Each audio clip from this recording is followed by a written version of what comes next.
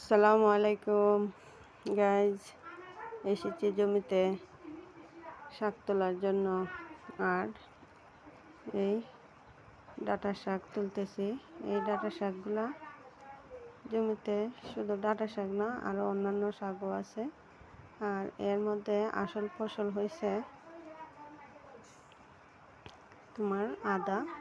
আর এই শাকগুলা ধুয়ে বেছে সবগুলা পরিষ্কার করে আজকে রান্না করতেছি।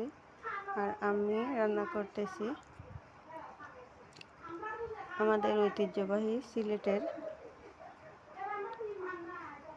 রান্না, চেপা শুটকি দিয়ে, শিমের বিচি, চেপা শুটকি, আলু, কাঁঠাল বিচি সবগুলা দিয়ে চেপা শুটকির শীতল দিয়ে রান্না করতেছি। এইটা আমার সবচেয়ে পছন্দের একটা খানি। এই সিজনে আমার খুবই ভালো লাগে। এদিকে ভাতও রান্না করতেছি, তবে বাহিরে রান্না করতেছি যেহেতু একটু বাতাস দিতেছে, বাতাসের সাথে ধোঁয়াও আসতেছে, যে কারণে ভিডিওটা তেমন ভালো হয়নি।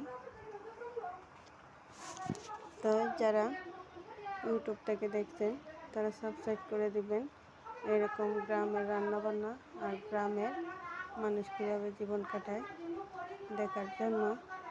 আমাদের আশেপাশে যে সবজিগুলো আছে তা খেয়েই আমাদের প্রায় এক সপ্তাহের উপরে চলে যায়।